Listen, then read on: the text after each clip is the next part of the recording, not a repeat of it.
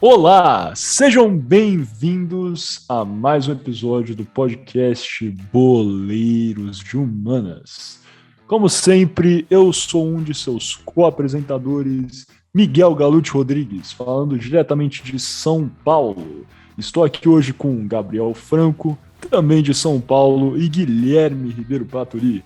Dessa vez não de Toronto, no Canadá, como usual, mas sim de Brasília. Não é mesmo, Gui? Você tá em Brasília hoje, cara.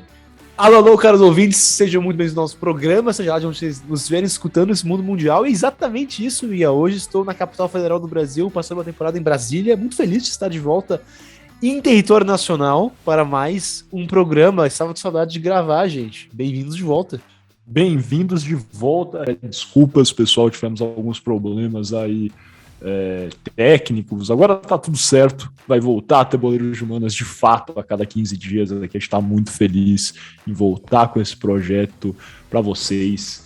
E, inclusive, a gente está gravando hoje aqui o Boleiros de Humanas no dia 27 de julho de 2022. O Boleiros de Humanas foi lançado no dia 30 de julho de 2020, então quase 2 anos do Boleiros de Humanas também.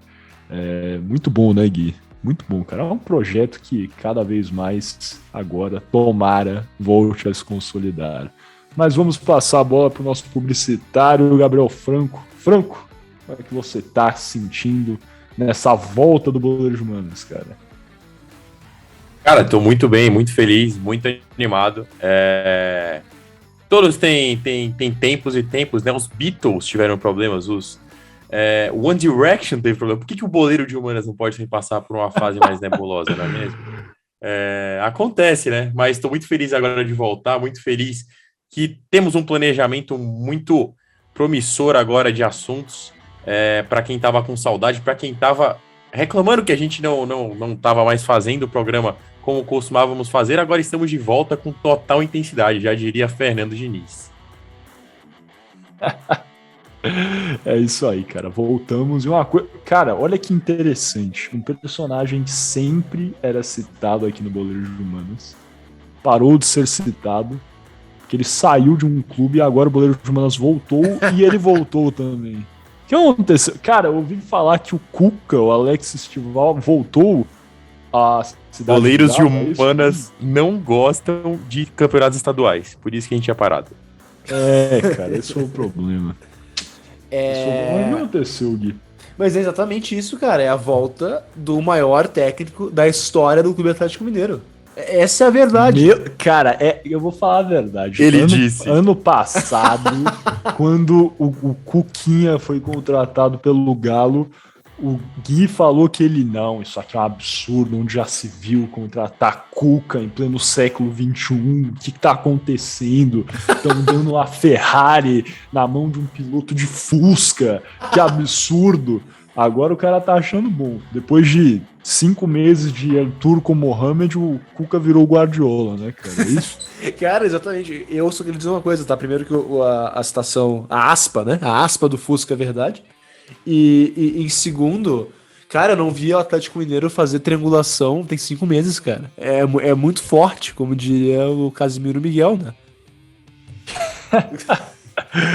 Beleza, cara. Vamos passando dessa parte resenha e já entrando, então, no que vocês vieram escutar aqui no Boleiros de Humanas. Também a resenha, lógico, mas talvez um pouquinho, pouca coisa, mais importante é o que a gente vai tratar na maior parte desse episódio, o 41º episódio do podcast Boleiros de Humanas, que é justamente a guerra na Croácia, né? Um tema muito, muito relevante, muito interessante e que, inclusive, né, a gente está lançando esse episódio no dia 5 de agosto, será lançado, se não me engano, né? Vocês estão ouvindo, vocês podem estar ouvindo um pouco depois, mas ele será lançado aí no dia 5 de agosto de 2022. É uma data relevantíssima para o conflito, né, para a guerra na Croácia, porque marcou basicamente a vitória da Croácia na Guerra da Independência Croata. Então esse dia 5 de agosto marca o dia de ação de graças da vitória e da pátria e o dia dos defensores. Realmente é um dia que tem várias alcunhas aí, mas no dia 5 de agosto, em 1995, foi a data que a ofensiva croata realmente se sagrou vitoriosa nessa guerra de independência. Então é uma data relevantíssima aí dentro dos moldes desse confronto. Também não existia a melhor forma da gente talvez rememorar, lembrar desse conflito, não necessariamente honrar, mas rememorar, a não ser conversando um pouquinho sobre o que foi esse confronto, o que foi esse conflito, na verdade. Também, como vocês já estão esperando aí, logicamente, aquela conexão clássica do Boleiros de Humanas com o esporte, vamos tratar sobre a Copa do Mundo de 1998, já entrando no clima de Copa, a tristeza, né? Era pra gente já estar tendo, se eu não me engano, a Copa do Mundo já teria acabado agora, né? Mas como vai ser em novembro, aqui a gente já pode começar o nosso aquecimento para a Copa e realmente tratar do que foi a Copa de 98 e principalmente o que foi a participação croata no Mundial. Sem mais delongas, vamos passando para o nosso primeiro bloco, o Kickoff.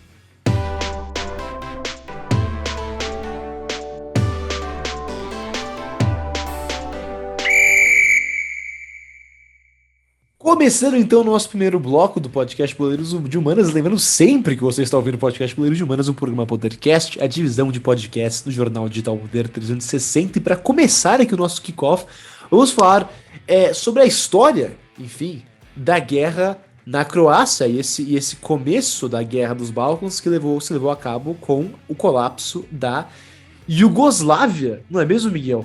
É isso mesmo, Gui, vamos tratar realmente sobre, né, exatamente a guerra de independência croata e também, logicamente, é importante frisar que foi um dos conflitos que marcou, logicamente, a guerra civil da Iugoslávia. A Iugoslávia, acho que sempre vale a pena a gente fazer essas distinções aqui. Foi um país, né? Várias pessoas, vários ouvintes, talvez, do Boleiros de Humanas não tenham conhecido a Iugoslávia, mas foi um país muito relevante na maior parte do século XX, né? Que durou desde 1918 até 1992. Se vocês são um dos ouvintes mais jovens do Boleiros de Humanas, perguntem aos seus pais, certamente eles irão lembrar do que foi a Iugoslávia, esse país na região dos Balcãs, na Europa, que surgiu logo após a Primeira Guerra Mundial, sendo reconhecido aí em 1922 e durando até 1992, como vocês vão ver, né, a gente apresentar um pouquinho mais aqui nesse nosso episódio de hoje. É muito relevante afirmar que a guerra civil da Iugoslávia e também, né, considerando aqui o conflito da guerra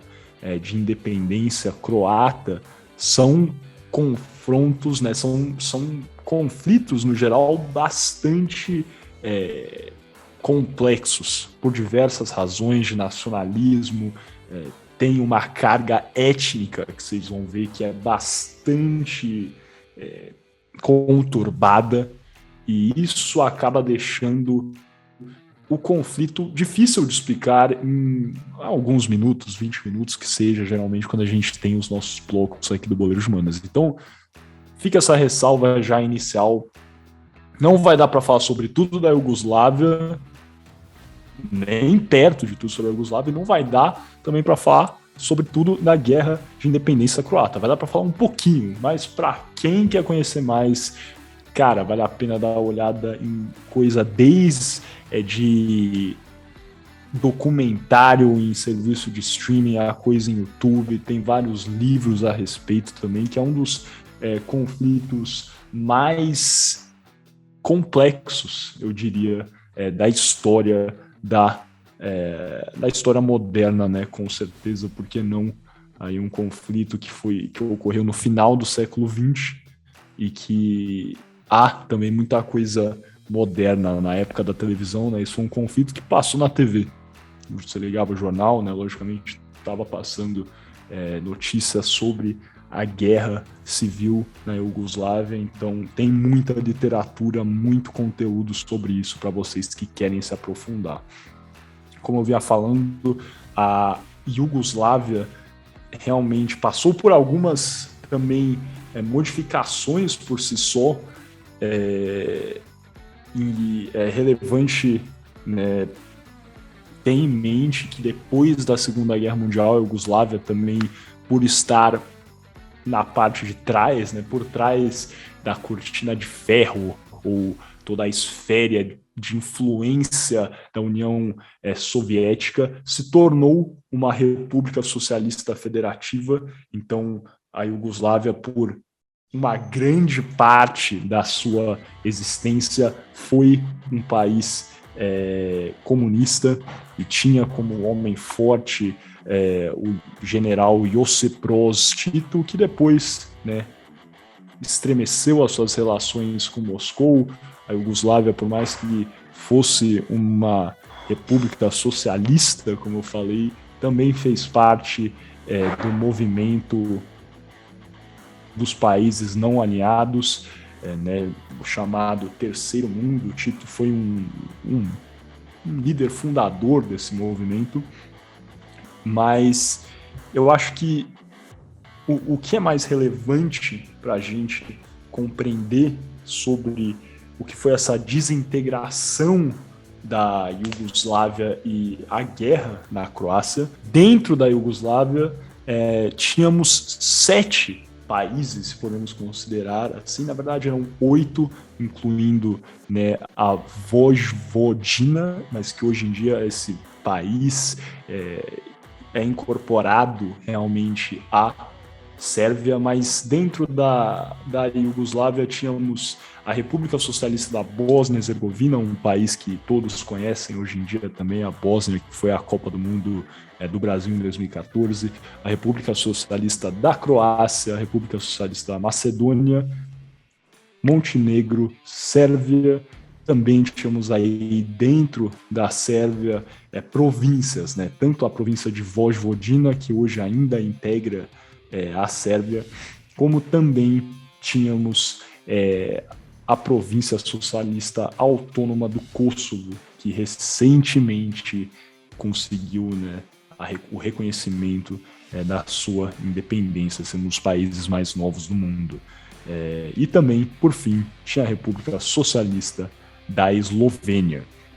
Então vocês podem ver que é uma região com diversos grupos étnicos, todos amontoados, entre aspas, em um só país. Por mais que fosse uma federação, havia já certa centralização, mas muito do que ocorre para gerar, né, fomentar esse conflito é um aumento na centralização do governo federal com respeito às repúblicas socialistas diversas.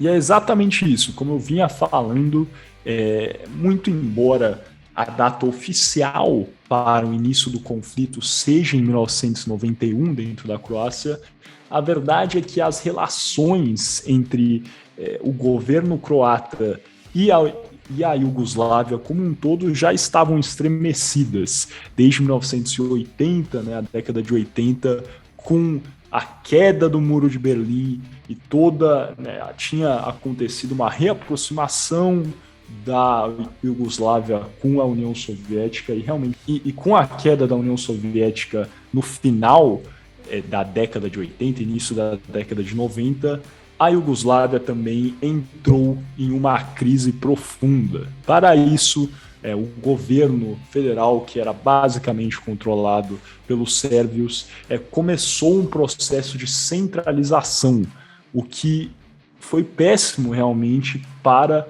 essa região que é realmente diversificada em termos étnicos. Croatas não se assemelham a sérvios, que não se assemelham a bósnios, e a Sérvia conseguiu o apoio dentro das 8 repúblicas, conseguiu o apoio da Bósnia e também o apoio inicial de Montenegro, que permitiu realmente que a centralização ocorresse, e isso realmente acabou estremecendo ainda mais essa situação complexa étnica dentro da Iugoslávia. E Tudo isso foi um ambiente bastante favorável para o surgimento de nacionalismo e bem individualizado também em cada república. E a verdade é que a queda da Iugoslávia como um todo, né, seria bastante previsível se analisássemos todo esse contexto de crescimento de nacionalismo, de um crescimento de uma centralização em um Estado que, em grande parte, tinha sido um pouco mais descentralizado, e um crescimento dessa centralização também focada em um grupo étnico, sendo esses os sérvios. Logicamente, outros grupos, como os croatas, aqui no caso, ficariam pouco contentes com essa centralização em um grupo que não tem nada a ver com a sua população. E com isso, como já havia afirmado, a guerra de independência da Croácia se inicia efetivamente em 1991 e foi basicamente travada, né, entre essas forças leais ao governo da Croácia e o Exército Popular Iugoslávio, que era controlado pelos sérvios, como já havia declarado, e também forças de sérvios locais. É importante frisar que em 1992 o Exército Popular da Iugoslávia retirou as suas forças da Croácia, efetivamente, né, oficialmente, porque ainda assim dava um grande apoio a esses combatentes sérvios locais, e o confronto ficou realmente fixado entre a Croácia e uma república, né, do proto-estado da Sérvia Krajina, que seria basicamente a Sérvia croata, um estado formado pela Sérvia dentro da Croácia para defender a minoria sérvia que vivia dentro do país. Uma coisa que é bastante relevante frisar aqui, né, vocês já viram que esses confrontos têm uma carga étnica muito forte, então a guerra de independência da Croácia em vários locais na Croácia não é referenciada como guerra de independência, mas sim conhecida como como agressão da Grande Sérvia.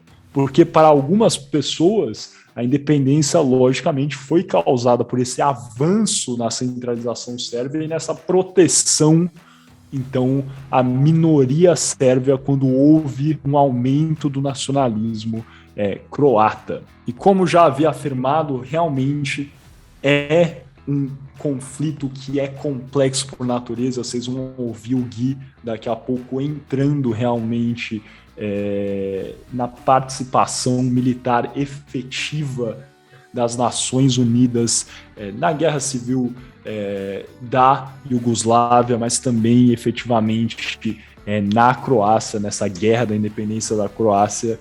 E vocês vão ver, já vou dar um spoiler, que foi, né, menos do que favorável, talvez, esse envolvimento das Nações Unidas.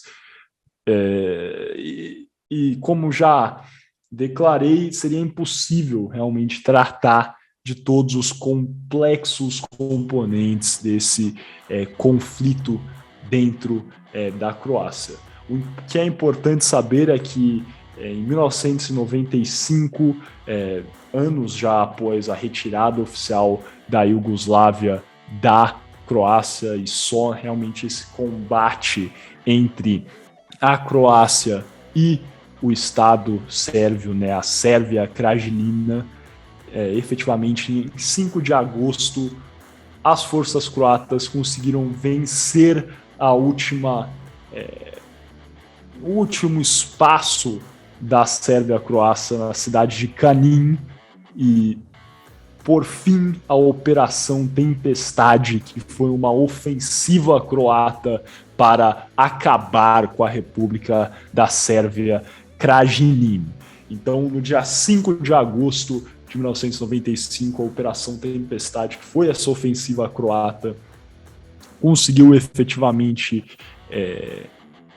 finalizar esse confronto que pôs fim a esse proto-estado que era a Sérvia Krajina e formar então a Croácia como a conhecemos hoje em dia. É importante, né, entender que isso vai ser tópico de debate do Franco mais adiante também. A Croácia finaliza esse confronto em 1995, em agosto de 1995. Então, realmente, meros 3 anos antes da Copa do Mundo de 1998 na França. Foi um tempo assim bastante conturbado no país e também um tempo de preparação complexo. Também, logicamente, vários jogadores talvez não jogassem na Croácia, mas muitos jogavam e o futebol no país, logicamente, sofreu imensamente, como vocês vão ver adiante. Sem mais delongas, acho que já fechamos aqui esse rápido sobrevoo, né? Um entendimento bem geral do que era a Iugoslávia, dos motivos por trás da guerra da independência da Croácia e também do que foi a guerra civil na Iugoslávia. Gui, Franco, algo a declarar? Algum comentário antes da gente passar para o nosso segundo bloco? Eu só quero reiterar, Miguel, primeiramente, belo sobrevoo sobre o conflito em si. Só que como a parte étnica do conflito, realmente, eu quero ressaltar mais uma vez como foi realmente importante, porque não era só um conflito de nacionalidades, porque a Iugoslávia, o país, como você bem falou, segurou as pontas ali por muitos anos, tentando estabelecer uma identidade iugoslava pan-slávica até, mas quando acaba esse estado, começa a cair, rapidamente os povos da região não se veem mais como um povo pan-slávico ou como iugoslavo, e imediatamente voltam para as raízes do que sempre foi a região, uma região com muitas etnias, muitos povos que geralmente não se davam muito bem. E acho que isso ficou bem claro durante as guerras de separação da Iugoslávia, claro, da Croácia não é exceção. E vamos entrar um pouco mais nessa parte ética na segunda parte, quando a gente vai falar da intervenção da ONU na Croácia, na Iugoslávia como um geral, durante a queda do país. Mas, enfim, só queria ressaltar mais uma vez como, apesar de ter por décadas tentado implementar uma identidade iugoslava, isso acabou não dando certo e o país eclodiu e voltou a conflitos étnicos que já aconteceram muitas vezes durante a história da região. Eu queria só colocar um ponto também, mas é mais por curiosidade, até por conta da relação que a gente sempre faz com o esporte, que vale lembrar que são conflitos e ações separatistas muito recentes, né? O Mix, ele falou muito sobre... Não falou muito, ele passou, né, pela Copa de 2014, que se eu não me engano ainda era a Bósnia e Herzegovina, que jogou a fase de grupos no grupo da Argentina, Nigéria, e aí me fugiu, acho que foi o Irã, que inclusive eles ganharam do Irã. Mas aí a gente tem também outros exemplos. A Sérvia, que é um país que é muito conhecido pelos brasileiros, que está constantemente enfrentando o Brasil na Copa do Mundo, mas também que é um destino turístico muito legal na Europa, era a Sérvia e Montenegro. E em 2006, se vocês não se lembram, eles jogaram em um grupo, inclusive, que tinha a Argentina, e acabaram perdendo de 6-0 para a Argentina. Então, assim, são conflitos muito recentes, muito novos, que acontecem até hoje, né? A gente tem ainda alguns países que são frutos da Iugoslávia que estão se formando, que ainda estão em formação, que ainda estão em brigas, guerras separatistas por independência, por reconhecer que não são povos que pertencem a países que são países atuantes. Então, cara, é um conflito étnico-cultural muito forte que é vivo até hoje e que é extremamente recente. Só isso mesmo. Cara, muito bacana que você lembrou da Sérvia e Montenegro e realmente, né, como eu falei, acho que tudo isso ainda volta talvez à proximidade maior da Sérvia e de Montenegro dentro da Iugoslávia, como eu apresentei. Montenegro foi um dos 3 países que inicialmente se alinhou com a Sérvia nesse início dessa centralização. Depois a Bósnia também passa por um processo de independência, mas Montenegro e a Sérvia permaneceram juntos realmente até 2006, quando, após um referendo de independência realizado em Montenegro, né, em maio de 2026, Montenegro decide realmente declarar a sua independência formal, mas eram países que continuaram juntos realmente até 2006. Montenegro é um dos países mais jovens do mundo, se a gente pode falar assim também no caso, porque justamente continuou unificado com a Sérvia muito por esse alinhamento, talvez no início desses problemas dentro da Iugoslávia. Mas sem mais delongas, então vamos passando para o nosso segundo bloco, onde vamos conversar um pouquinho mais sobre o envolvimento das Nações Unidas dentro da Croácia, o Toco e Mevoi.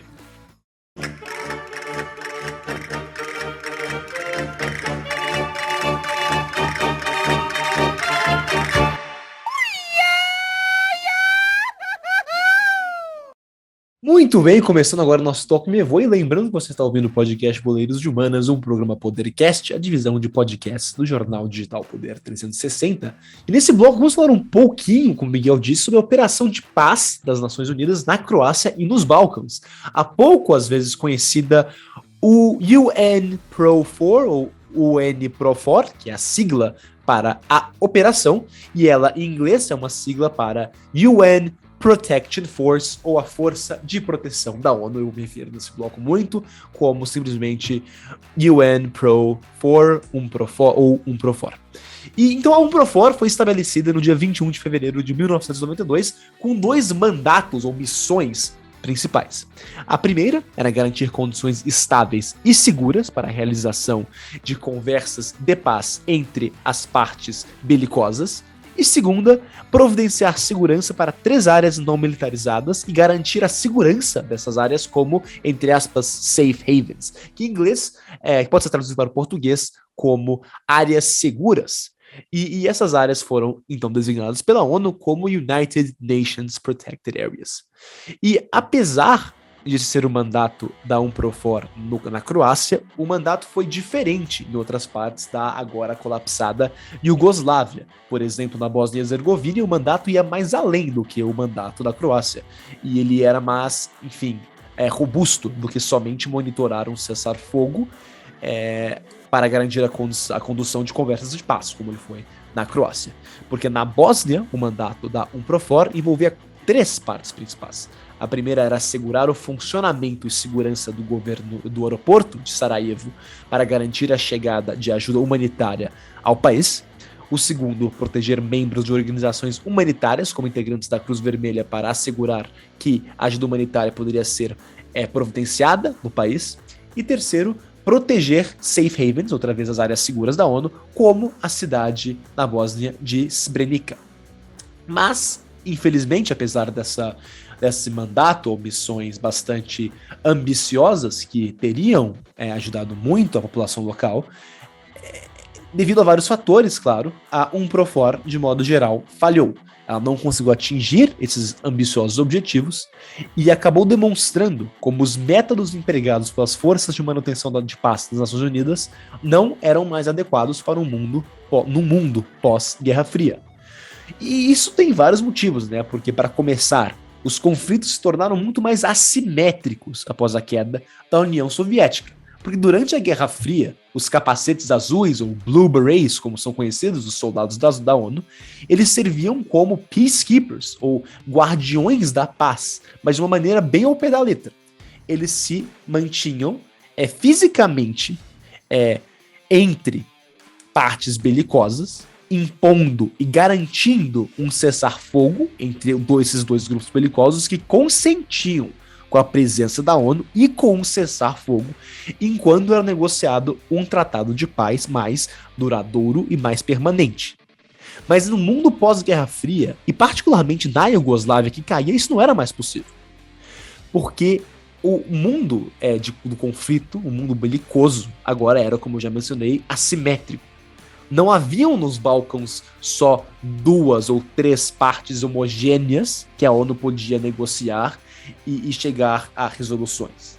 Haviam diversos grupos e células independentes, então eram grupos descentralizados, que não concordavam entre si e não necessariamente concordavam com a autoridade maior que teoricamente os representavam, e negociavam com a ONU.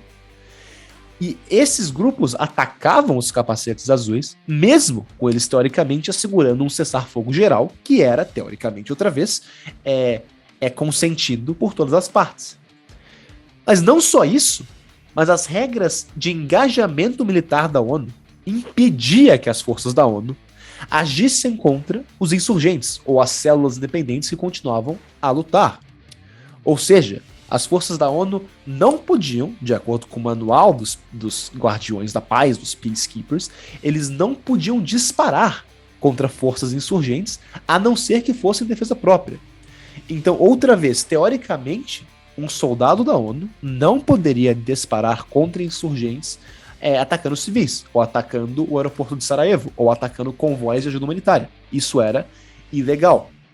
Então isso colocava os capacetes azuis em situações muito difíceis, em que eles não podiam defender a populações, não podiam concluir o mandato da missão, ou não podiam concluir a sua missão, por causa das regras desatualizadas de engajamento militar da ONU. Mas talvez o aspecto da operação que mais demonstra o fracasso da UNPROFOR foi o massacre, ou genocídio, de Srebrenica. Esse massacre aconteceu em julho de 1995, quando forças de sérvios da Bósnia tomaram a cidade de Srebrenica. Srebrenica havia sido designada como uma das áreas seguras, ou safe havens, da ONU, e era protegida por capacetes azuis da UNPROFOR desde 1993. Mas entre 94 e 95, a cidade foi sitiada e depois invadida e tomada pelo exército sérvio-bósnio.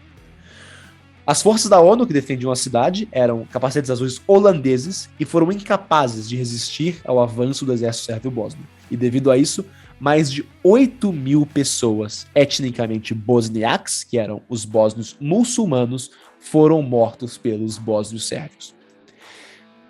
E a queda de Srebrenica e as atrocidades vistas na cidade chocaram o mundo. Mas, acima de tudo, ela contribuiu muito para fazer a comunidade internacional desacreditar na efetividade e na possibilidade da UNPROFOR realmente poder garantir a paz e funcionar como uma força internacional que poderia trazer paz aos Balcãs. E, inclusive, foi exatamente esse genocídio de Srebrenica que foi um dos maiores fatores que contribuíram para a Organização do Tratado Atlântico Norte, ou a OTAN, ou NATO, em inglês, intervir na região, com a criação da Implementation Force, também conhecido como IFOR, que começou em 95, com bombardeios, claro, da OTAN em vários territórios da agora ex-Iugoslávia. E foi exatamente a Implementation Force, uma força da OTAN e não uma força da ONU, que conseguiu trazer uma certa estabilidade mais duradoura para a região. Mas então, para concluir, a UNPROFOR falhou miseravelmente por implementar métodos e táticas de peacekeeping, ou de guardiões da paz, em um mundo em que isso já não era nem efetivo e nem possível. E, infelizmente, o fracasso da ONU e dos capacetes azuis levou a um dos maiores massacres da história moderna, em Srebrenica e em diversas outras vilas e cidades através dos Balcãs. É realmente uma história muito difícil, a história do fracasso da UNPROFOR. E antes de passar para o nosso arremate, vamos falar sobre a Copa do Mundo, passar para a parte esportiva do programa. Queria saber se o Miguel ou o Franco tem algo para declarar ou dizer ou contribuir sobre essa história tão difícil que foi a operação fracassada da ONU na Croácia e na ex-Iugoslávia. Eu acho que muito do que se tem críticas na atuação da UNPROFOR na Croácia é o que pode ser apontado em outras operações da ONU, de, logicamente, guardadas devidas proporções. Eu acho que, enfim, os capacetes azuis tem, logicamente, o seu valor, eles são um método relevantíssimo de manter a paz e tem também diversas situações históricas onde foi bem empregada, sim, essa participação das Nações Unidas, mas eu acho que você vai concordar comigo, Gui, vai saber, aí, logicamente, muito mais de instâncias onde a atuação das Nações Unidas é um pouco caótica, porque realmente acontece várias vezes, entre aspas, de supetão. Eu acho que temos aí sim a participação de diversas forças armadas de lugares diferentes, com costumes diferentes, com lideranças diferentes, e tudo isso sendo jogado em um ambiente já caótico, já bastante complexo, diverso e confuso do ponto de vista étnico, é um elemento que causa estranheza e causa confusão. Né? Talvez a falta de liderança da UNPROFOR foi sentida, a falta de treinamento, claro, em momentos de extrema emergência, né? Peço até perdão pelo pleonasmo, mas sim, extrema emergência, as ações militares têm que ocorrer de forma rápida, mas talvez a falta de treinamento com que algumas ações, né, e falta de briefing, talvez não treinamento, mas briefing, talvez, que algumas ações armadas das Nações Unidas ocorreram, explicam aí esses erros grotescos que aconteceram não só na UNPROFOR, mas também em diversos outros locais, né? Lembrando aqui de cabeça Ruanda, por exemplo, e acho que você até, Gui, vai conseguir identificar mais instâncias onde talvez ocorreram aí momentos caóticos em ações dos capacetes azuis. Claro, eu concordo plenamente, Miguel. O Ruanda claro, um exemplo claro, mas um exemplo até em que a ONU, outra vez, por ter essas regras militares antiquadas, por não ser uma força com muitos recursos, foi incapaz de impedir e até de influenciar o genocídio que acontecia no país.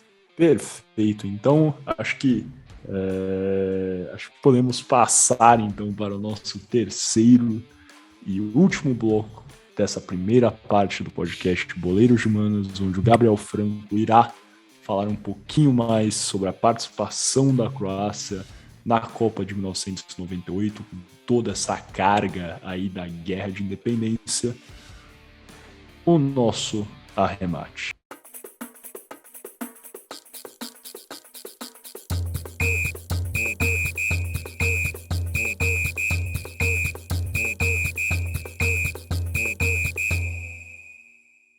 Me chamo Gabriel Franco e sejam bem-vindos ao Arremate. Primeiramente, gostaria de agradecer ao Guilherme Ribeiro Paturi e ao Miguel Galute Rodrigues por terem passado a bola tão bem para eu agora finalizar para o gol e fechar e fazer o vínculo com esse assunto que é como que toda essa questão separatista, toda essa guerra étnica e cultural implicaram no desempenho da Croácia na Copa de 1998, mas antes disso eu gostaria de lembrar para vocês que vocês estão ouvindo o podcast Boleiro de Humanas, que é um podcast da divisão de jornais digitais do Poder 360. Vamos começar. Bom, quando a gente fala da Copa de 98, eu acho que dá até um friozinho na barriga de todo brasileiro, né? Porque todo mundo lembra daquela final catastrófica contra a França que a gente tomou 3-0, um baile em território francês. Eu acho que ninguém gosta muito de lembrar do que aconteceu nessa final, mas e se a gente pensar de uma outra maneira?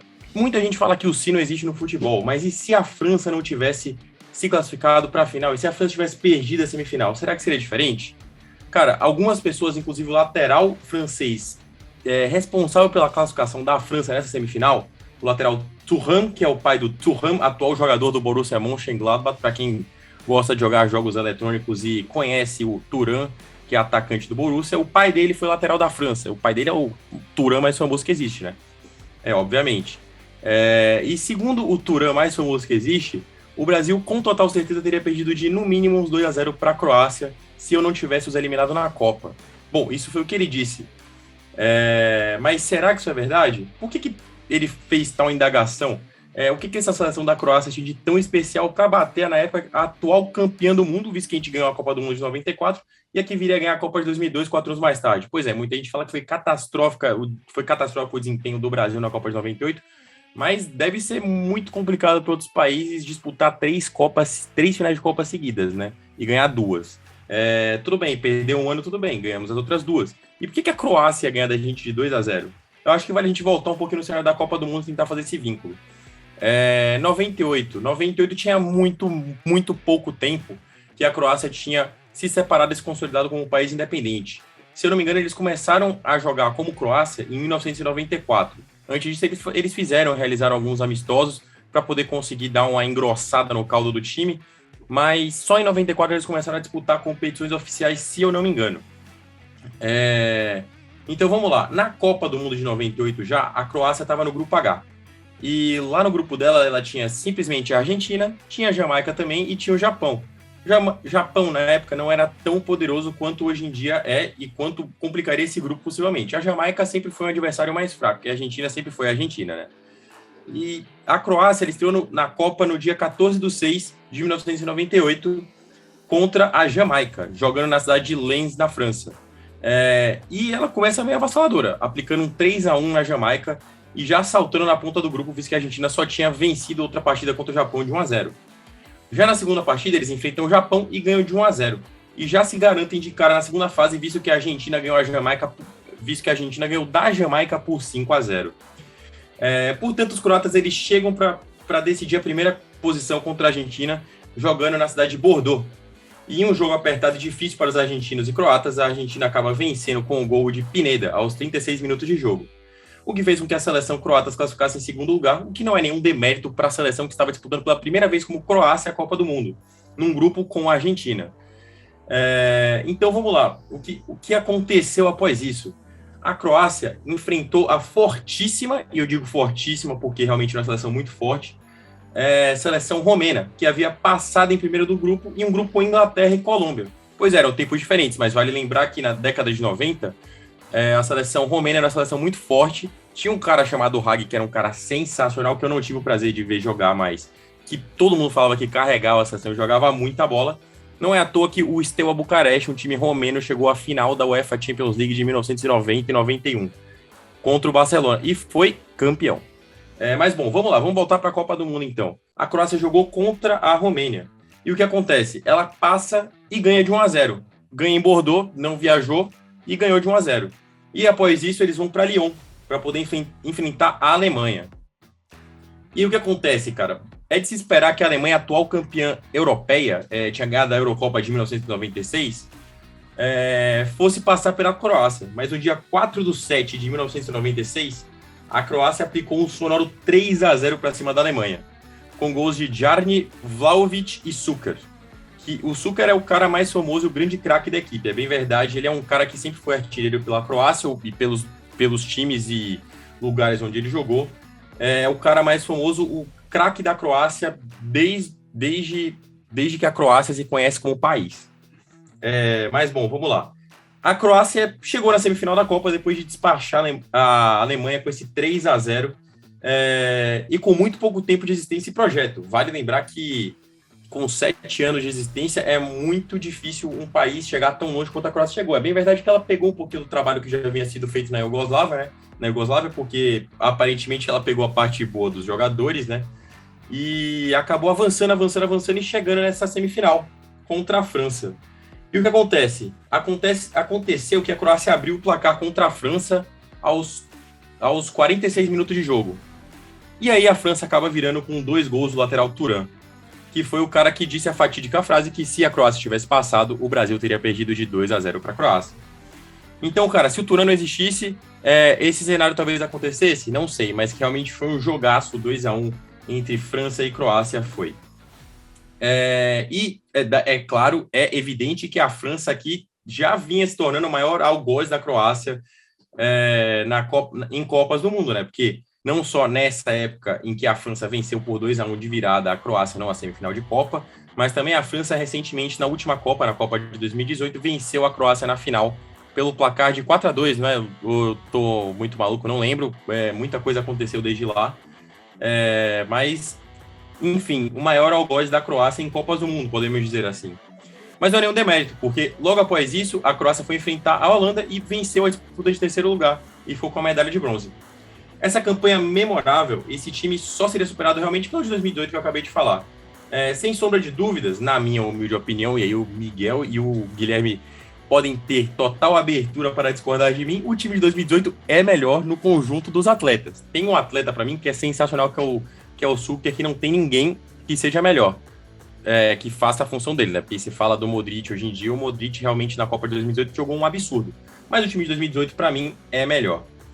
Mas será que seria o suficiente para derrotar a seleção brasileira? Bom, o time do Suker, né, no caso, foi o grande destaque desde os primórdios. Desde a antiga Iugoslávia, os jogadores dessa seleção, como o Boksic, o Asanovic, o Prosinec, o Jarni, o Suker, o Stimac e o Boban, deram ao Iugoslávia o título da Copa do Mundo de Juniores de 1987. Ou seja, como eu já disse, a Croácia herdou boa parte dos bons de bola do antigo país. E depois de vários testes amistosos, no ano de 94, como eu já disse, ela começou a escrever a sua história de grandes proezas. E aí, eu sei que a gente está falando da Copa de 98, mas eu queria também lembrar sobre a Copa de 96, que a Croácia se classificou e jogou no grupo 4, se classificou no grupo 4 ao lado de Itália, Lituânia, Ucrânia, Eslovênia e Estônia. Ela teve, nesse desempenho das eliminatórias, 7 vitórias, 2 empates e apenas uma derrota. Ou seja, ela teve 7 vitórias no grupo com Itália e Ucrânia, Eslovênia e Estônia, que Eslovênia e Estônia não eram tão fortes, assim como a Lituânia também nunca foi, mas já tinha Itália. E conseguiu se classificar diretamente para a Eurocopa. E o que aconteceu? Na Eurocopa, a Croácia ela já estava muito mais preparada. Não à toa que o Suker, sempre ele, né, no caso, ele foi o artilheiro e o grande destaque do time, marcando 12 gols em 10 jogos nas eliminatórias. E aí na Euro, eles não repetiram esse desempenho, mas conseguiram passar na primeira fase. Passaram na primeira fase e jogaram contra a Alemanha, que acabava por ser a campeã de 96. Mas aí vamos voltar para a Copa de 98, que a Croácia alcançou o terceiro lugar, e não só isso, né? Foi uma seleção que foi uma das que marcou mais gols nesse período todo, desde sua fundação. Não à toa que teve o Suker quebrando o recorde na época, marcando 12 gols em 10 jogos de eliminatória de Eurocopa. A Croácia alcançou o nível de terceiro lugar no ranking da FIFA em 99 e marcou presença nas Copas de 2002 e 2006. Não jogou bem, assim como na Copa de 98, mas marcou presença. Então essa geração acabou rendendo um bom histórico, um bom fruto e bons frutos para as futuras gerações da Croácia. No entanto, essa herança deixada pela geração de ouro foi muito grande. A Croácia, de eliminatória de Copa até a Copa, marcou mais de 40 gols, ficou em terceiro lugar na classificação geral e na da Copa do Mundo. Então, assim, eu acho que essa geração que é considerada de bronze, ela não pode em si só ser considerada uma geração de bronze, mas sim, na verdade, por todo o histórico da seleção, por tudo que ela gerou e com certeza dando frutos e um histórico de como essa seleção de 18 desempenha em campo, lógico, não jogadores, mas estilo de jogo, pode ser sim considerado uma geração de ouro, porque é um país que começou a jogar em 94, participar de uma Copa do Mundo de 98 e terminar em terceiro lugar é algo estrondoroso. Não sei se o Gui ou se o Miguel querem completar algum ponto sobre esses pontos da Croácia que eu falei em relação ao futebol deles. Vocês gostariam de falar alguma coisa, Gui e Miguel? Realmente, Franco, acho que você colocou bem, cara. Não vou me estender muito, na verdade, porque acho que essa primeira parte já tá ficando longa, mas é isso, né? Acho que a verdade é que esse feito se torna ainda mais louvável, se podemos chamar assim, quando analisamos todo o contexto político. Pois, realmente, a seleção da Iugoslávia era uma potência, né? A Iugoslávia já foi bronze numa Copa do Mundo, e realmente era uma seleção muito, muito, muito, muito forte. Só que ela foi desmembrada, né? E aí a Croácia, partindo aí para a primeira Copa, consegue se classificar e já atingiu o terceiro lugar, é algo louvável. E é um processo, né? A gente vê a Croácia, querendo ou não, ainda é um país muito jovem, termo que eu usei aqui. O país tem 4 milhões de habitantes, salvo engano. Então, 4 milhões de habitantes é um país que é do tamanho aí da zona leste de São Paulo, que na última Copa do Mundo ficou em segundo lugar. Acho que isso aí é louvável, sim, tem espaço. E tendo a dizer que o futebol croata talvez não será uma das grandes forças do futebol para sempre, mas acho que vai continuar incomodando muita gente por vários anos ainda. Sem mais delongas, pode falar aí, cara. Não, boa. Eu só ia falar que eu acho que isso gera estilos de jogo até hoje, assim, porque se a gente vai tentar analisar peça a peça dessa seleção, tem umas que são menos conhecidas, outras são mais conhecidas, mas o fato é que a seleção croata sempre foi uma seleção muito rápida e muito forte fisicamente. E aí, se a gente pega a seleção croata de hoje, a gente vê um time que joga muito, muito bem pelos lados e que tem um jogo aéreo muito forte, né? Não é à toa que na Copa eles jogavam no esquema com 3 atrás, com 3 zagueiros mais físicos e 2 alas muito rápidos. Jogava, se eu não me engano, salvo engano, pela esquerda, acho que era o Perisic, o Kostic era o reserva dele, e são 2 caras que têm características semelhantes, né? Que são caras muito rápidos e que faziam um jogo muito forte pela esquerda.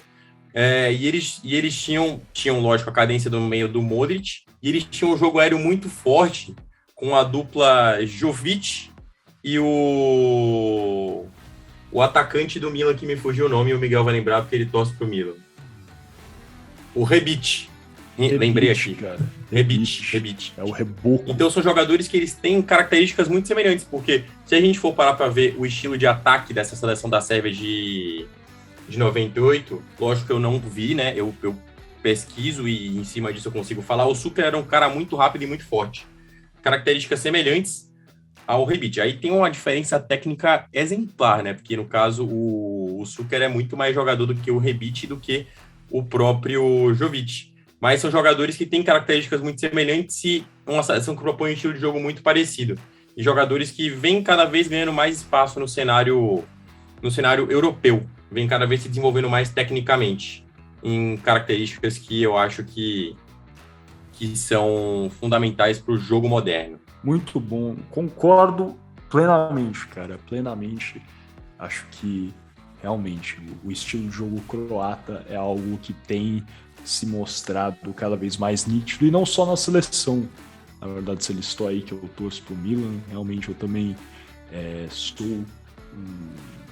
sou um grande torcedor do Tottenham, e há alguns anos o Tottenham foi eliminado pelo Dinamo Zagreb na Euroleague, e a verdade é que o Dinamo Zagreb também joga da mesma forma, então a gente vê realmente aí uma ressonância entre a seleção da Croácia e os times, né, mais relevantes do país.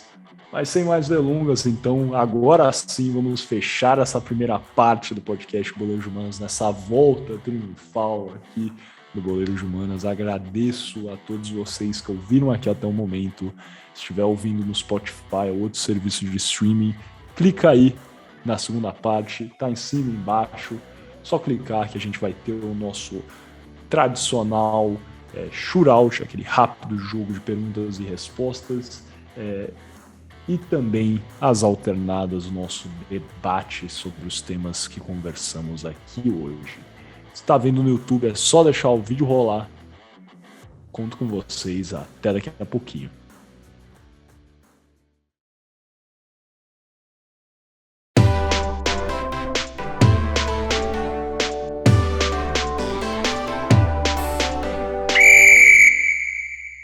Olá, sejam bem-vindos novamente ao podcast Boleiros de Humanas, dando início aqui ao nosso quarto bloco, o primeiro bloco dessa segunda parte, o nosso shootout.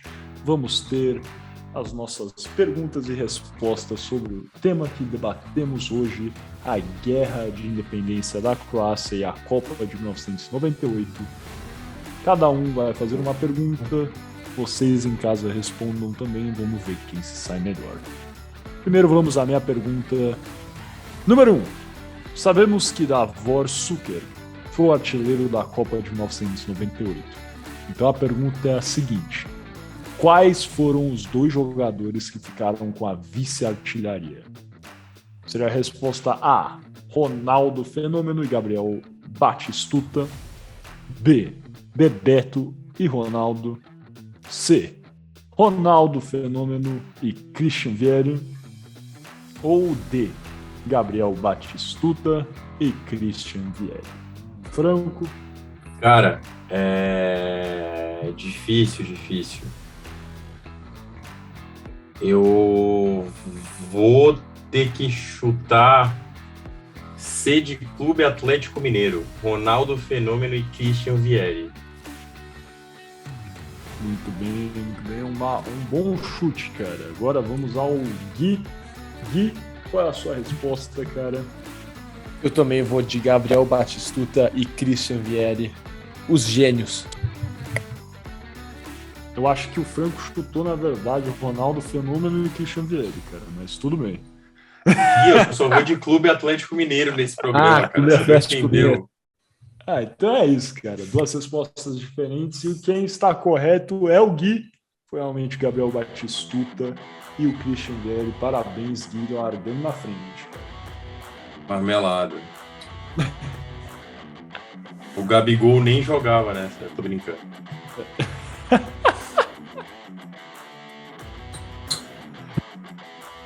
Boa. A segunda pergunta é a minha pergunta, no caso, né? Antes de tudo, eu gostaria de fazer só um adendo. Eu tava falando com o pessoal aqui, eu errei uma data. Eu falei que o Steaua Bucareste foi campeão em 91, errata agora. O Steaua Bucareste foi campeão da Champions League em 1986. Em 1991 foi o Estrela Vermelha. Justamente o conflito iugoslavo me confundiu. Bom, enfim, vamos falar sobre o Šuker agora de novo. Quantos gols que o Šuker fez nas eliminatórias para a Eurocopa? Vale lembrar que eu falei isso para vocês, então se vocês não lembrarem disso, é porque eu não coloquei o meu texto lá para vocês colarem dessa vez. Então vamos lá, o Šuker ele fez 12 gols em 10 jogos, ele fez 10 gols em 12 jogos, ele fez 10 gols em 11 jogos, ou ele fez 12 gols em 12 jogos? Eu acho que o Gui tem que começar respondendo isso. Porque... Pode começar respondendo então. Vai lá, Gui. Quero ver se você consegue lembrar. O Miguel tá colando. Enquanto o Miguel pesquisa na internet. Eu juro por tudo que eu tô colando, velho. Eu juro mesmo. Inclusive, eu tô gravando a minha tela, né, eu diria. Então, tá tranquilo. Depois vocês podem conferir até. A consciência limpa. Eu tô com a consciência limpa, velho. E você, Okay. por que tá demorando pra responder? Eu vou de 12 gols, eu vou de 12 gols em 10 jogos. 12 gols em 10 jogos é a minha resposta. E o seu, Miguel? Cara, Qual que é a sua resposta? É muito gol, né? Eu vou em 12 gols em 12 jogos, então. Eu não lembro, realmente não lembro. Foi muita informação esse episódio, Os neurônios estão fritos, cara. Temos que dizer que o Gui está correto. Cara, o cara colou, Šuker eu tenho fez certeza 12 que ele gols em colou. Eu não 10 colei, eu jogos. prestei Tenho atenção no certeza. episódio. Isso se Ele chama bateu atenção. o recorde de gols, Tá. inclusive, das Tá eliminatórias. bom, cara. Gui, cara. E depois, muito provavelmente, o Lewandowski deve ter quebrado após fazer 5 gols na pequena Moldávia. Na Moldávia. Em um jogo. E aí no outro ele Alguém fez 6 conhece em um Andorra. jogador da Moldávia? A Moldávia é... Cara, o Sheriff é da Moldávia, né? O time que deu show na última Champions League. Ganhou, inclusive, do campeão Real Madrid, né, cara? O futebol Então, virtual campeão. moldavo ainda vai ser... Exato, pô. Que eu sempre pensei, isso é verdade, uma rápida discussão aqui. Cara, se futebol fosse igual boxe, imagina, igual ao UFC, o time que é campeão mundial e perde para um time da terceira divisão, eu acho que o campeão mundial tinha que ser o time da terceira divisão. Vocês não concordam, cara? Plenamente. Seria Concordo plenamente. a resenha. Enfim, Gui, finaliza aí esse nosso shootout, cara. Vamos para a última pergunta, que é a seguinte, meus caros. Qual foi o nome do árbitro brasileiro da Copa de 1998? Seria ele José Roberto Wright? Seria ele Renato Marsiglia? Seria ele Arnaldo César Coelho? Ou seria ele Márcio Rezende de Freitas? Lembrando que foi só um árbitro brasileiro na Copa de 98, então de fato é só um desses 4 nomes. Começaremos então por Gabriel Franco, já que comecei a sua, Franco. Quem foi o árbitro brasileiro da Copa de 98? Cara, eu vou ter que ir na mesma de Clube Atlético Mineiro. Eu vou no... Pode isso, Arnaldo! Vou de Arnaldo César Coelho. Arnaldo César Coelho, Miguel Aldo Rodrigues, qual a sua resposta, meu caro? Cara. Difícil, hein? O Arnaldo ainda apitava nessa época? Não sei, Nem sei, pra ser honesto. Meio Cara, eu velho, também né, não Arnaldo, sei. talvez? Eu não sei, eu achei que ele tava meio velho. Então eu não vou chutar o Arnaldo, não. O José Roberto Wright eu sei que não é, porque esse aí é o pai do Atlético Mineiro, né, cara? Brincando, não. Antes que processem a gente, não é não. Vamos retirar isso. Eu vou chutar, então, de Márcio Rezende de Freitas. Pra estar uma acima do Frank. E aí, o Miguel colou? Perfeito, Marcos Rezende de Freitas. É a resposta. A máquina. É uma máquina de pesquisar na internet. Arbitragem brasileira, cara. A máfia da pesquisa deste Você chutou um cara que já tinha se aposentado, filho, cara. Mas, cara, eu só vou verdade. dizer, se você pegar o retrospecto dos episódios, só vou dizer. Ou de A, de Atlético Mineiro. Quem colou foi o Gui, cara. O cara Negativo. Colou mais do que... Mentira, eu ia falar, colou mais do que figurinha de Copa, mas não vai colar, porque agora a figurinha custa R$4, né? Então, é isso. Vamos embora, vamos fechar esse bloco aqui, passar pro nosso quinto e último bloco, as alternadas.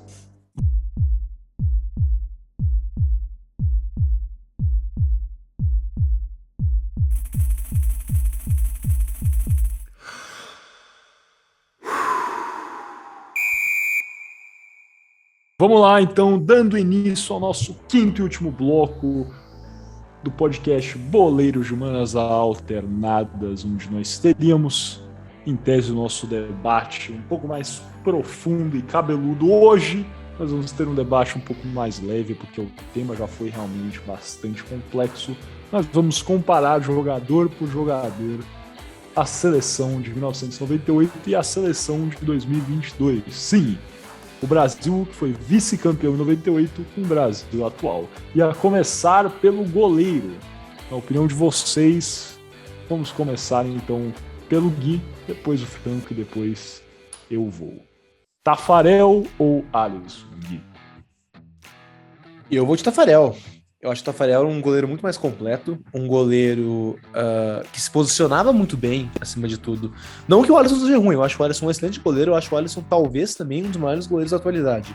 Mas eu acho que, talvez porque tem uma áurea também, né? Uma áurea em volta do Tafarel, de sai que é sua, Tafarel, da Copa de 94, é claro, também, enfim, da disputa de pênaltis da Copa de 98 contra a Holanda, mas eu iria com o Tafarel. Franco? Cara, o Tafarel, sem dúvida, ele foi um goleiro maior até agora do que o Alisson é, pela Copa do Mundo e pelo que lembram, né, do Tafarel. Mas o Alisson, cara, pra mim, ele também tem sua grandiosidade, que não é pouca no currículo dele. Tem uma Champions League, ele foi o primeiro goleiro a ser eleito o melhor goleiro do mundo na eleição da FIFA. E assim, o que eu acho? Eu acho que o Alisson é um cara que ele propõe um estilo de jogo que é muito importante no futebol moderno, que é o futebol jogado com o pé pelo goleiro também. Eu acho que ele é um cara muito técnico, um cara muito bom, com posicionamento excelente, então eu vou de Alisson. Cara, eu vou confessar que eu vou até quase idêntico ao do Franco, pra colocar aqui a mão na cabeça dos nossos saudosistas. Já antecipo que vou de Alisson também. Não vi o Tafarel jogar, essa é a verdade. Não era, enfim, não lembro agora se ele já tinha se aposentado quando eu nasci, mas certamente ainda não era velho o suficiente para lembrar de futebol na época que ele estava no auge. Então, muito do que eu escuto do meu pai Nunca ouvi coisas boas do Tafarel, pra ser honesto. Acho que meu pai é um grande crítico do Tafarel, meio que abertamente. E uma coisa que também eu tenho que concordar com o Franco, acho que o Alisson é um goleiro realmente moderno nesse aspecto, muito inspirado no nosso querido Rogério Ceni, sabe jogar bem com os pés. Vocês lembram daquele gol que ele fez outro dia, chutando o gol dele, a bola entrou, atravessou o gramado e realmente entrou. Isso aí não é só, igual o pessoal fala no linguajar popular, uma cagada, realmente é treino, é contexto. O cara é bom, ele, enfim, não acho que é o melhor goleiro da seleção brasileira e às vezes falha também, mas realmente acho que várias pessoas podem pensar que o Tafarel é melhor do que ele porque ele é maior. O Tafarel, para mim, é indubitavelmente maior do que o Alisson, só que ele não é melhor que o Alisson. Beleza, então a nossa seleção começa com o Alisson no gol. Passando agora para a lateral direita, vocês vão de Cafu ou Daniel Alves? Cara, eu vou de Cafu, não tem nem dúvida. Acho que, enfim, eu não vou ficar me alongando aqui todas as respostas, mas eu acho o Cafu um jogador muito mais preparado, um jogador que vice, vamos lá, eu não sei tecnicamente, eu também não vi o Cafu jogar, mas eu vendo entrevistas, né, vendo como o Cafu se portou, vendo melhores momentos de outros jogos, quando ele jogava, eu acho que ele era o capitão, sabe? Mas o capitão tradicional, que, enfim, liderava o time, pressionava o árbitro, mas era bem efetivo no que fazia também, chegava na linha de fundo bem, e eu não sou um fã do Daniel Alves, nunca fui. Eu implico com o Daniel Alves desde 2014, desde o papo da Avenida do Daniel Alves. Sei que é um grande jogador, mas enfim, eu sem a menor sombra de dúvidas, eu prefiro o Cafu. Ô Miguel, não vou nem abrir meu microfone, tá bom? Eu só falei isso aqui porque você precisa saber quando eu vou abrir meu microfone. Beleza, então são 3 votos no Cafu mesmo. Acho que o Cafu era um cara muito atleta, cara. O Daniel Alves é o maior vencedor da história do futebol. Enfim, tem seus méritos também, logicamente, com certeza. Mas acho que Cafu, cara, é mais atleta, treinou mais. Tele Santana pegou o Trafu é difícil, mas pegou o Cafu, ensinou ele a cruzar, ensinou ele, enfim, a partir pra cima, pra linha de fundo, igual ele falou. Então, pra mim, é Cafu também, no sol ou na chuva. Então, beleza, Cafu. Agora, próximo zagueiro, Aldair, ou vocês vão de Marquinhos? Gui? Cara, sou sincero, eu não lembro do Aldair, então eu tenho que ir automaticamente no Marquinhos. Franco? Cara, o Aldair, pelo que eu lembro, ele era um zagueiro bom, mas o zagueiro memorável dessa dupla é o Júnior Baiano, né? Diferente. E eu acho que é diferente do hoje, que a gente vê uma zaga brasileira mais nivelada, mas o Marquinhos sendo o melhor zagueiro brasileiro. Então eu acho que eu vou de Marquinhos também, pelo hoje. Eu vou de Marquinhos também. Acho que o Marquinhos é um cara muito técnico, né? O Aldair era mais... Acho que no passado tinha muito disso, né? Um zagueiro que era para quebrar e o outro para sair jogando. Até certo ponto isso acontece hoje em dia também, mas o Aldair era mais desse, né? Um cara mais arranca-tuco, igual falam aí na linguagem coloquial. Mas vou de Marquinhos também. Passando então para o próximo zagueiro, qual o Franco já falou, Júnior Baiano, ou vocês vão de Thiago Silva? Eu vou de Júnior Baiano só porque como eu implico com o Daniel Alves em 2014, eu também implico com o Thiago Silva. Eu falava do Cafu sobre o que é ser um capitão. E não duvido, tá? Não estou tirando mérito da qualidade do Thiago Silva, um grande jogador, um grande zagueiro, demonstrou isso em diversas oportunidades. Mas, cara, na disputa de pênaltis, o seu capitão não pode estar em cima da bola chorando. Desculpa. Franco? Cara, essa é difícil pra caramba, porque assim, o Júnior Baiano jogou muita bola, pelo que fala e pelos vídeos que eu já vi, né? Era um cara bem diferente, assim, dentro da zaga do Brasil, mas eu acho que é indiscutível que o bode que o Gui tem pelo Thiago Silva eu não tenho. eu tenho, na verdade, um apreço dele desde que em 2007, né? Se eu não me engano, eu sempre confundo a Libertadores do São Paulo perdeu pro Grêmio com a do Fluminense, desde que ele destruiu naquela Libertadores. 2008, isso. 2008. Eu sempre confundo com 2007. Não, com 2007 foi do Cruzeiro. Eu tô confundindo tudo. Enfim, com a de 2008, que o Fluminense jogou muita bola, o Thiago Silva destruiu a Libertadores, foi parar no Milan. No Milan já foi chamado de monstro, com menos de 2 anos de passagem. Ele pegou uma zaga que era uma zaga ferrada do Milan, que tinha caras que eram ídolos lá, e ele manteve a bronca lá, foi titular da seleção, foi capitão da seleção durante muito tempo. Eu sou contra o Thiago Silva hoje em dia na seleção, não porque eu acho que ele não seja o melhor zagueiro para isso, mas é porque eu acho que a gente tem que pensar no futuro também. Porque o Thiago, ele é um cara que ele já está com a idade mais avançada, ele é um cara que na próxima Copa ele não vai jogar com total certeza. Eu não gostaria de possivelmente ter jogadores frios com idade mais avançada para poder jogar uma Copa do Mundo de 2022, que é uma Copa que eu vejo que tem bastante chance do Brasil chegar muito longe. Eu hoje em dia, por exemplo, se eu fosse escolher a zaga, aí vocês podem me chamar de clubista porque vocês sabem para que time eu torço, eu iria de Militão, por exemplo, para poder até fazer um teste para a Copa e jogar rodagem para o Militão, que é um dos melhores zagueiros do mundo que hoje em dia joga no Real Madrid. Mas eu acho que se for para fazer entre Júnior Baiano e Thiago Silva, eu vou de Thiago Silva pela longevidade que ele tem jogando em alto nível. E na Europa sempre como destaque, sendo capitão da seleção, eu vou de Thiago Silva. Acho que pelo conjunto da obra realmente é Thiago Silva. Não, o Júnior Baiano, para mim, é um dos grandes zagueiros do Brasil, com certeza. Estou muito bem aqui. Jogou no São Paulo do Pelé, então foi lá que ele se desenvolveu, virou um líder, né? Ele era destabanado, virou um cara, realmente um zagueiro que sabia jogar com os pés, mas vou ter que ir de Thiago Silva também pelo conjunto da obra, eu acho. O Thiago Silva, eu acho que ele, no momento, né, talvez não esteja no ápice da forma, mas já foi, principalmente na época dele de Milan, para mim, com certeza, de longe, o melhor zagueiro do mundo. Então, vamos lá agora, lateral esquerdo da Roberto Carlos ou Guilherme Arana? Gui?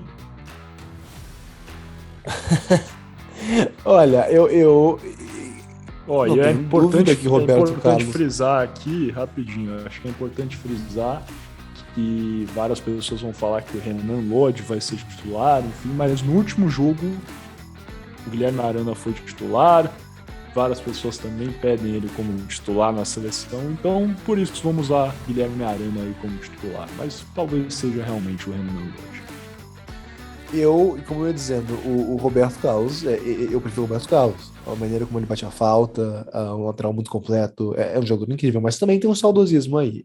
Porque eu adoro o Guilherme Arana, eu sou atleticano, todo mundo sabe, talvez o meu jogador predileto, fora o Hulk, evidentemente, é o Guilherme Arana, eu acho um excelente lateral, mas com o Roberto Carlos é bem difícil discutir.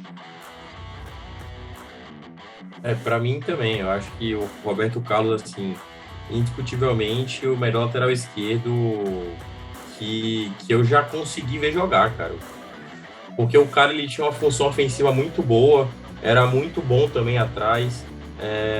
E assim, quem não lembra dos primórdios, onde todos escalavam no videogame o Roberto Carlos para jogar de atacante no Wing Eleven? Eu ia falar então, isso agora do Wing indiscutível, cara. O cara é bom no videogame, é bom na vida real. Não tem como pra mim não ser.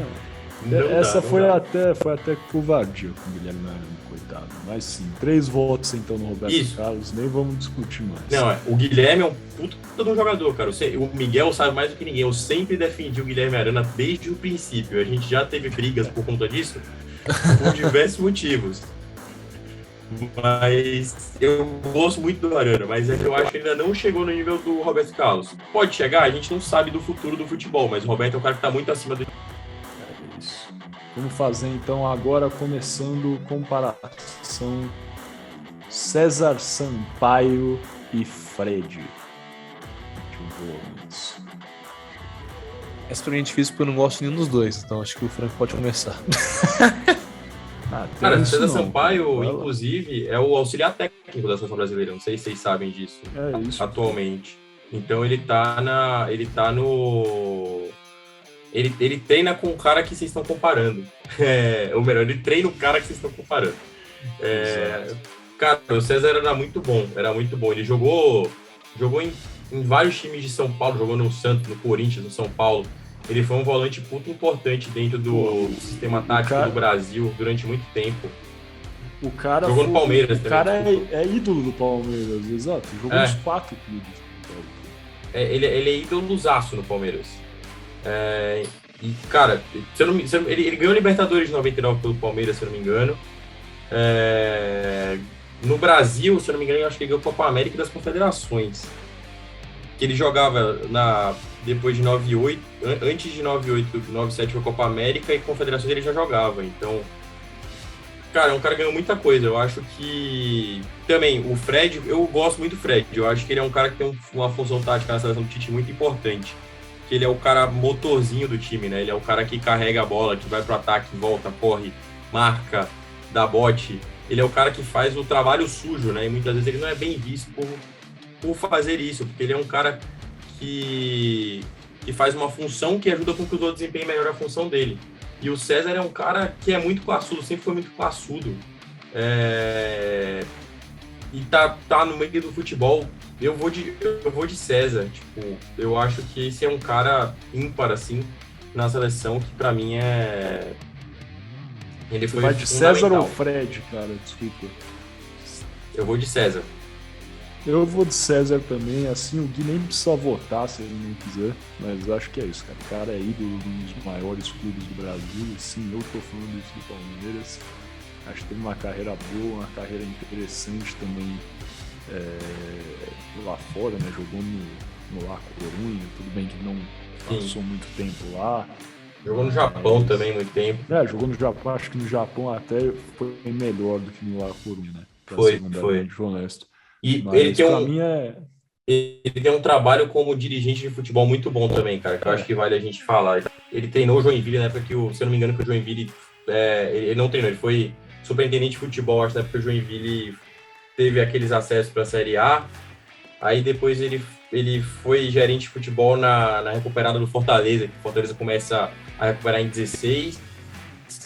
E agora ele é auxiliar técnico do Brasil, né, cara? Não é à toa que ele chegou onde ele chegou, né? Ele é um cara competente, não só em campo, mas fora dele. Beleza, César Sampaio, fechado. Próximo, Dunga ou Casemiro, Gui? Eu acho que é uma comparação interessante, porque o Dunga... Nossa, claro, essa é difícil, hein, rapaziada? Eu volto a dizer, eu não vi, claro, não tenho idade. Mas o Dunga, pelo que me falam meus pais, as pessoas que viram ele jogar, pelos vídeos que eu vi, pelas análises que eu li, era mais pitbull, digamos assim, né? Era um volante que, apesar de sua classe, também batia muito, digamos assim. E, claro, capitão do Tetra é um ídolo da seleção brasileira, apesar de ser um péssimo técnico de futebol.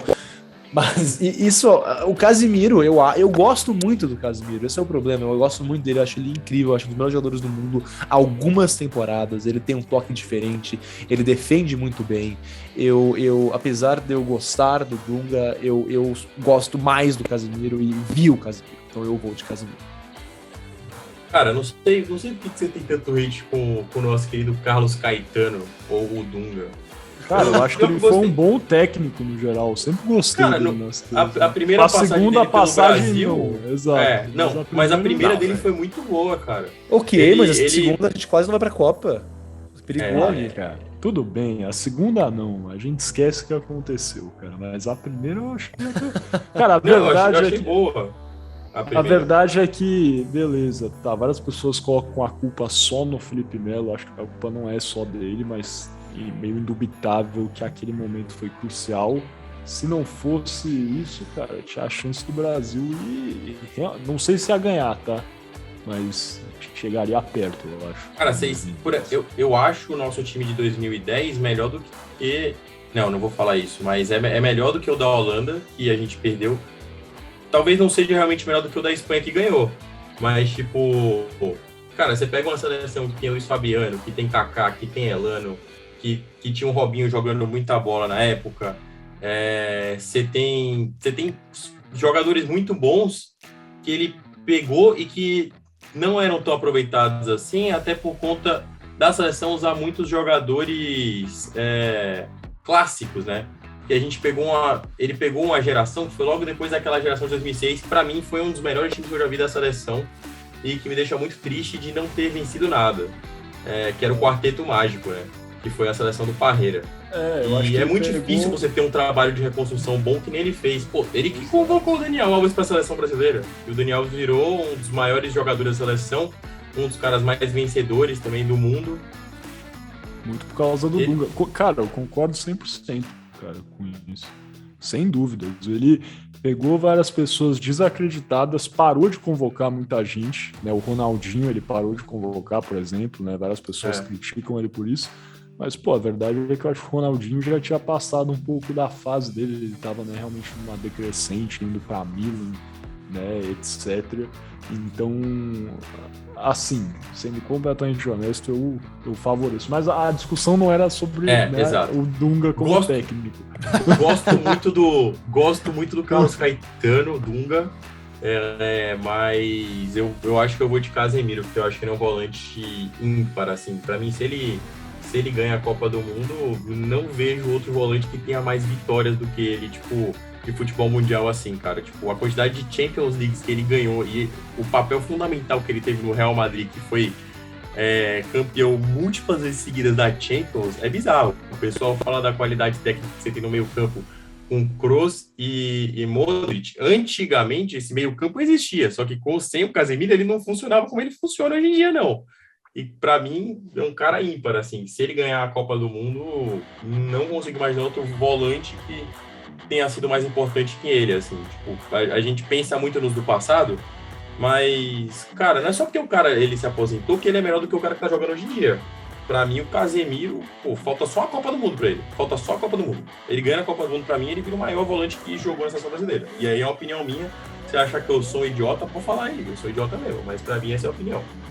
É isso, cara. Não precisa se exaltar tanto assim. Eu concordo com você. Pra mim, falta só um título no São Paulo pra ele sacramentar. Mas é isso, eu vou de Casemiro também.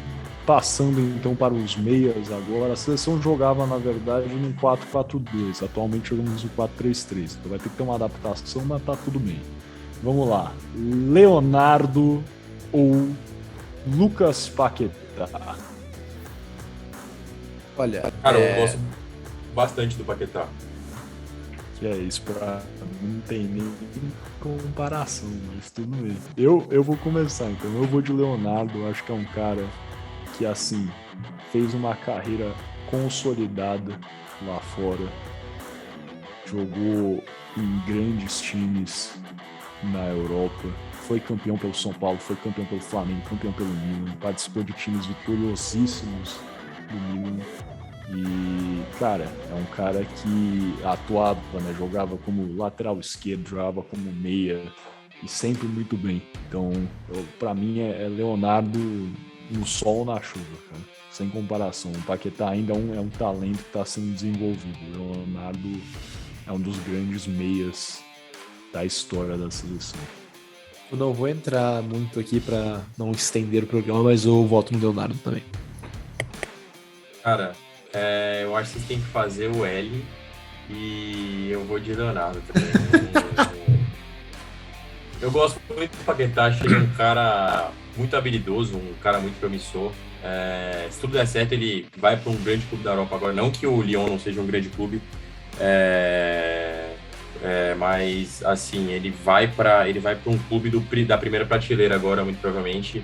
É um cara que tem muito a desenvolver, mas o Leonardo é um cara que não dá para, que nem o Miguel falou, é impossível.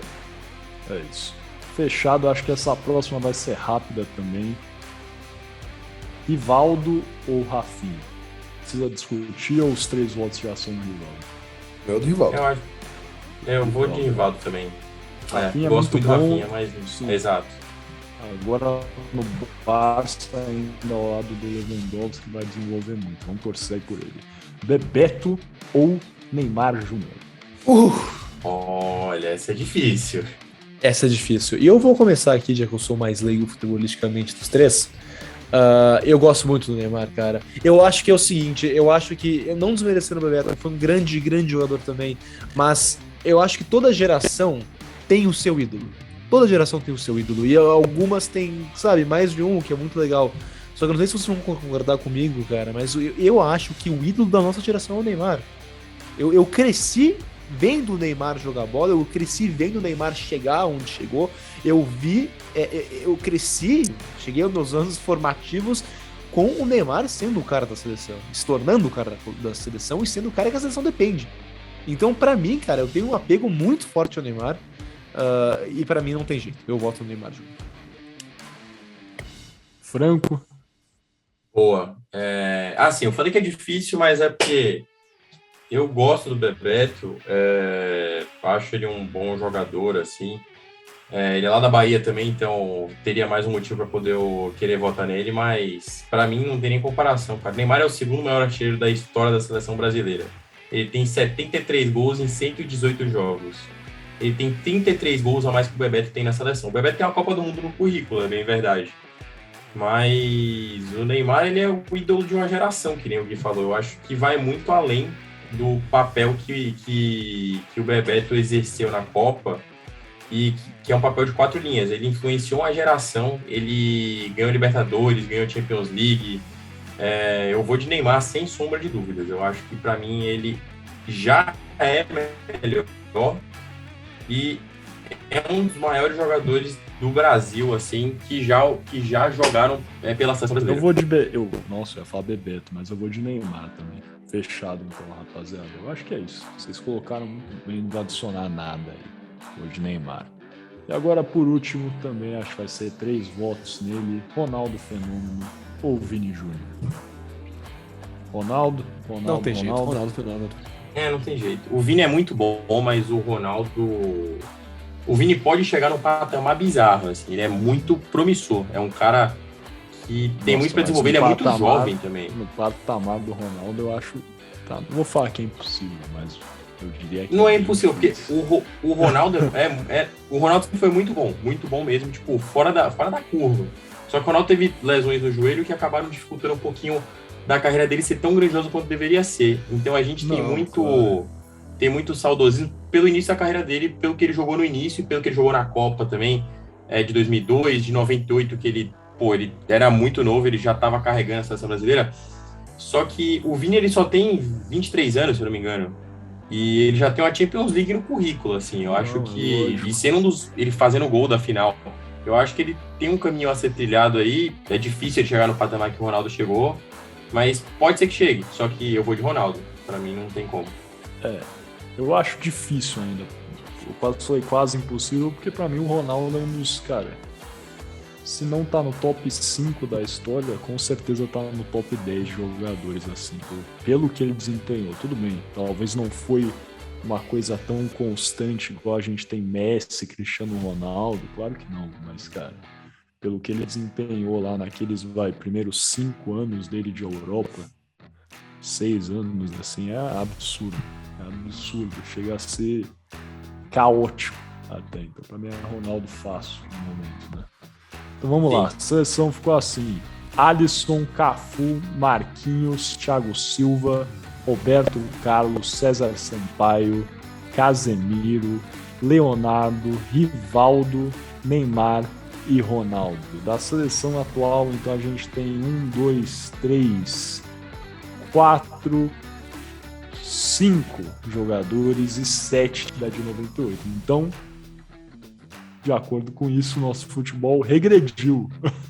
O técnico. Faltou o técnico, é verdade. Vamos fechar com o técnico, então. Vocês acham que o Tite leva vantagem ou vocês iriam de Mário Zagallo? Cara, eu gosto muito do Tite. Eu gosto muito do Tite. E não é comparado com o Zagallo. E não é desmerecer o Zagallo, é o que eu tava falando do Neymar. Guardado essas proporções, por favor. Eu não entrei muito em termos futebolísticos com o Neymar. Mas eu gosto muito do Tite, cara. Eu vi o Tite sendo... Vocês são São Paulinos, mas eu achei muito impressionante o Tite ser campeão do mundo, campeão da Libertadores. Eu acho que o Tite vai levar o Hexa pra casa. Eu acho ele um sujeito do bem, cara. Acho ele um sujeito do bem. Eu gosto bastante do Tite, então meu voto fica com o Tite. Cara, eu acho, assim, um voto porque você gosta do Tite em comparação com o Zagallo, chega assim... dá vontade de furar os meus ouvidos, porque o Zagallo foi campeão como treinador da Copa do Mundo em 70, como coordenador técnico junto ao Parreira em 94, vice em 98. Então ele tem aí, só nessas 3 Copas, teve participação na comissão técnica, 2 títulos e um vice. O cara ganhou Copa das Confederações, ganhou Copa América, foi prata, né? Foi vice na Copa América também. Cara, o cara ganhou tudo como treinador. Inclusive, se eu não me engano, ele foi considerado já em votações aí da FIFA, etc. Enfim, como um dos maiores técnicos da história. Para mim, cara, não tem, com todo respeito ao Tite, igual você falou pro Zagallo, não tem nem comparação, cara. Do que, inclusive, eu acho que ainda mais pensando do ponto de vista da seleção, né? O que o Zagallo fez como técnico da seleção é absurdo, cara. É uma das únicas 3 pessoas a conquistar a Copa como jogador e treinador. Acho que isso aí é um fato relevantíssimo. Cara, assim, o Zagallo, ele ganhou 4 Copas do Mundo, né? Que teve a de... Ele ganhou como jogador 58 e 62, se não me engano. Ganhou 70 como técnico e depois 94 foi como coordenador, não foi? Exatamente, cara, coordenador. E assim, ele tem vários outros títulos importantes na carreira dele no geral, assim. Não só pelo Brasil, mas por times cariocas, por seleções. E, assim, eu acho que ele é um cara ímpar, que ele já foi eleito o melhor treinador do mundo. Eu acho que não tem comparação ainda. O Tite, para poder virar o Zagallo, tem que chegar num patamar muito elevado. Que nem eu estava falando com o Vini. Eu acho que o Tite é um cara que tem potencial, mas é muito difícil chegar onde chegou, que nem o Miguel falou. É muito difícil o Vini chegar no patamar do Ronaldo. Ele tem chance? Pode, mas ele tem que se dedicar muito, tem que seguir muito, porque a habilidade ele tem para isso. Só que Tite e Zagallo, eu acho que Zagallo não tem nem como comparar, assim, cara. Com tudo que ele já ganhou, é indiscutível, assim. Eu acho que ele quando você fala de seleção brasileira, muita gente fala do Pelé, mas para mim o Zagallo é a maior figura quando a gente pensa em seleção. É isso. Então, fechado, Zagallo sai na frente do Tite. E é isso, pessoal. Alguma coisa adicional? Vamos fechando esse episódio de vez. Eu gostei muito da discussão. Fechar. Muito boa. Um assunto diferente, né? Acho que podemos fazer mais disso quando chegarmos mais perto da Copa, mas podemos fechar. Perfeito. No próximo episódio eu quero comparar a seleção de 94 com o Botafogo de 68 do Zagallo. Aí eu quero ver quem que ganha. Eu afirmo categoricamente que vocês vão votar no Botafogo. Vamos fechar esse episódio, então, antes que a gente se estenda ainda mais. Gostaria de agradecer a todos vocês que assistiram, ouviram esse 41º episódio do podcast Boleiros de Humanas. Nós voltamos de vez.